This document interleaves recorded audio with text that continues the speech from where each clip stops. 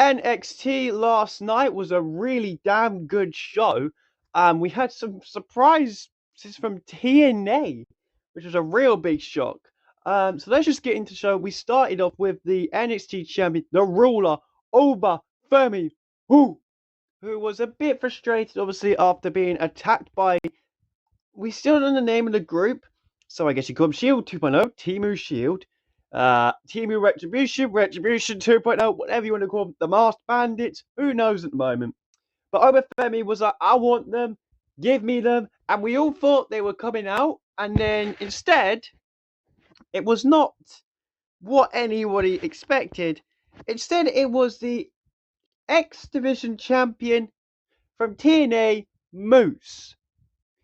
Yeah, I kind of went a bit crazy for this because I was like, what? Why? What's he doing here? I think a lot of people wanted him like a couple of months ago, and now it's like, yeah, okay, cool.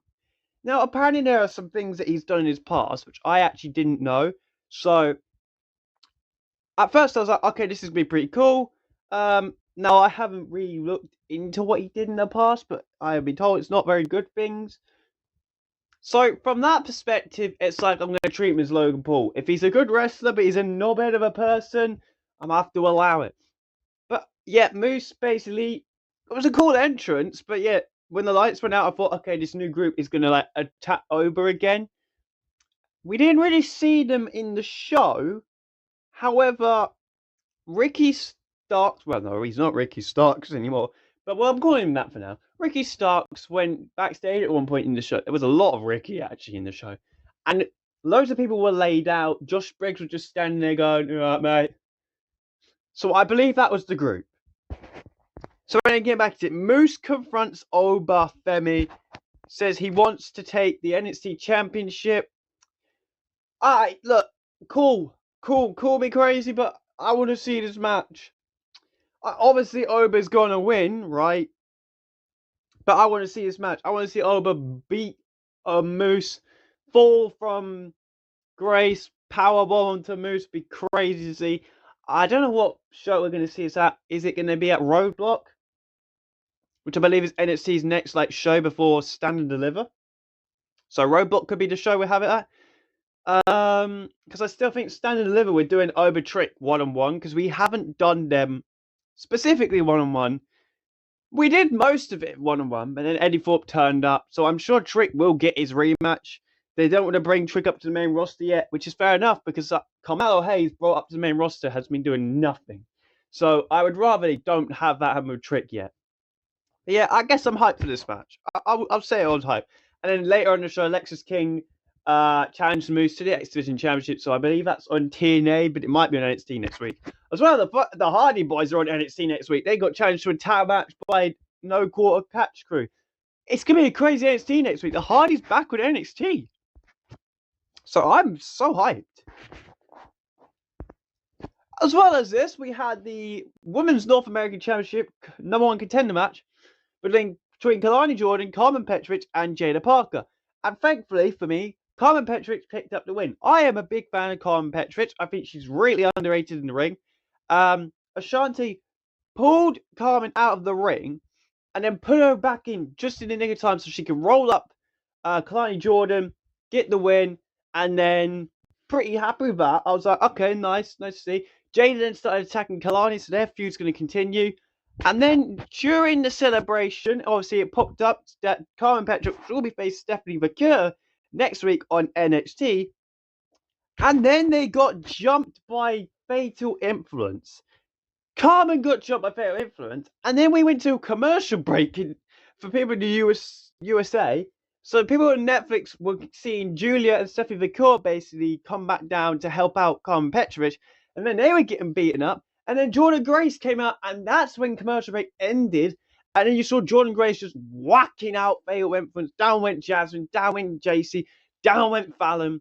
And this set up a main event tag team match between Fatal Influence and Julia, Stephanie McCure, and Jordan Grace. Now, before this match happened, I was like going, we might be turning Jordan Grace heel because the women's NXT division, as well, it's very good. We don't have enough heels. We have Fatal Influence, possibly Kalani Jordan, maybe Jada Parker. Izzy Dame is not that good in the ring. Sorry if there's any Izzy Dame fans. And that's it. So I thought, well, you want to have the big heel in NXT. Give us Jordan Grace. There was no Cora Jade on this show, which was very interesting. She didn't turn up after her loss at NXT Vengeance Day. Obviously, Roxanne Perez, I believe, is now officially main roster. She's obviously going to the Elimination Chamber. So, what are we doing with the NXT Women's Division in heels? Great division, but what are we doing with the heels? But yeah, this day attacked Carmen Petrovich. Ashanti couldn't do anything. And then we move on to the next match, which was the Meta Girls versus Zarya and Sol Ruka. Great tag team. I love Zarya and Sol Ruka.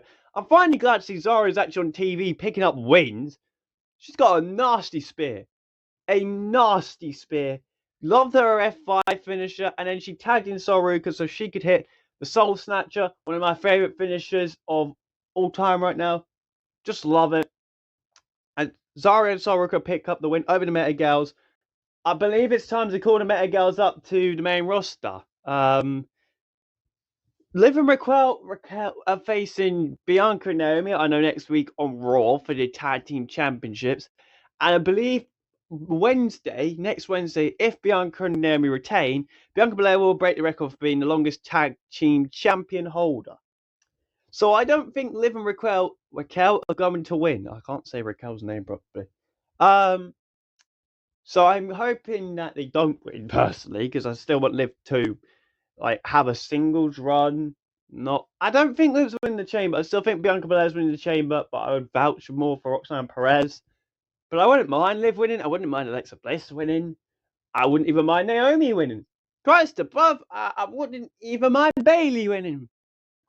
I think they're going to be facing Rhea. Bianca Rhea is probably a match I would rather see. Obviously, Io Sky is going to be facing Rhea Ripley. The Raw after Elimination Chamber. Still don't know why we didn't do this on the Chamber, but whatever. I think it would have made sense to do it on the Chamber, because last year we had Rhea Ripley facing Nia Jax in the main event, and Becky Lynch won the Elimination Chamber in the opening match. So we knew Becky would be challenging the winner of Rhea or Nia Jax. Why we aren't putting the title on the line in the Chamber, I don't know. Maybe Rhea wants time off, who knows. But yeah, Zarya and Sol Ruka pick up the win. They're a good tag team, but it's time to call the Meta Girls up. As long as they don't mess around with them. Now, let's get into people's controversy, people's annoyance, people's why. Look, I'm going to sit here and say this. Ricky Saints is not a bad name. It could have been called Rick the Dick Man. Ricky Saints is a fine name. I believe Ricky Starks didn't actually allow WWE to use the Ricky Starks name, because he has full ownership of it. That's what I read. And I was told by someone who is probably better at wrestling news than me. So Ricky Saints is not a bad name. It's not amazing, but we hated Gunter, and now look at him. We hated Io Sky. Now look at her. Name changes we won't like for a certain period of time, and then we'll get over it, and then we'll like it. So look, Ricky Saints, Ricky Starks, whoever, he's still got the name Ricky, so it's not that bad. Yeah, he was here to sign his contract to join NXT, and he was interrupted by a fellow AEW superstar from the past, Ethan Page. All ego Ethan Page, after his win against Javon Evans at NXT Vengeance Day, will come out and confront Ricky Saints. I kind of figured we were going to get this feud going to be down the line, but the primary battle was good, and then basically Ethan was like, I'm sure Javon, I'm a better man, he's not going to be here for a long time. Javon would then come on, wallop Ethan Page out of absolutely nowhere. You could just see the crowd going, yay! And then, bang, Javon came out of nowhere. Wesley would then interrupt Ricky Saints. Ricky would then clock him in the head, sign the contract, and then later in the show, he would speak to Ava. Ava would make a tag match official. Ricky Saints' debut match on NXT.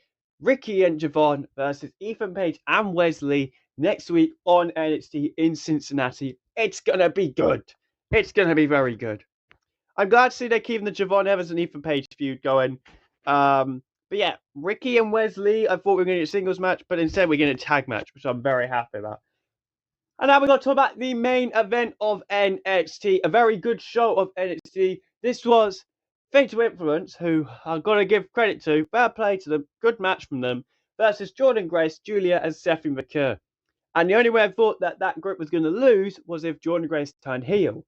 They did not have Jordan Grace turn heel. They just had Jordan Grace go absolutely crazy on Fatal Influence and absolutely obliterate them. She hit a muscle buster, which I believe was a banned move at one point in WWE, and JC Jane kicked out of it.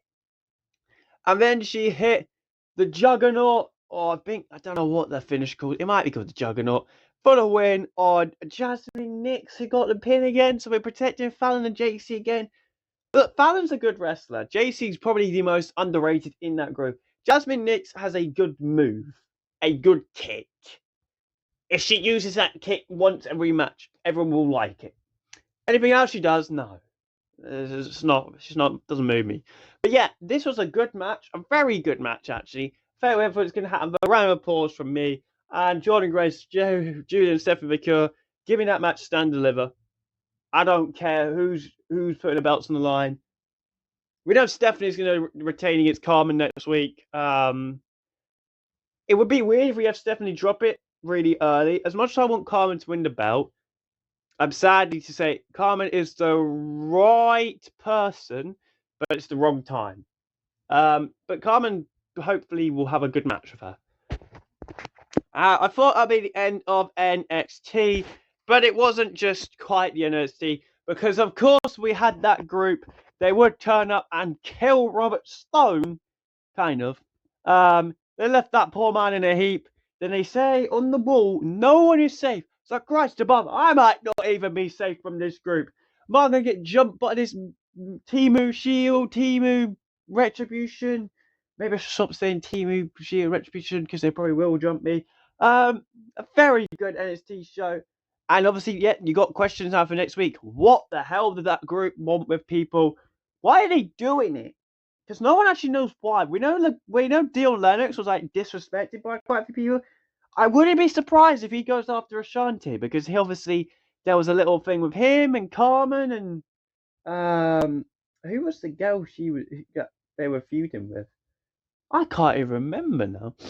What was her name? Brinley Reese, who has been off TV now for quite some time, because they had that tag match between Ashanti and Carmen versus Brinley and Dion, and that was it for Brinley. I haven't seen her since.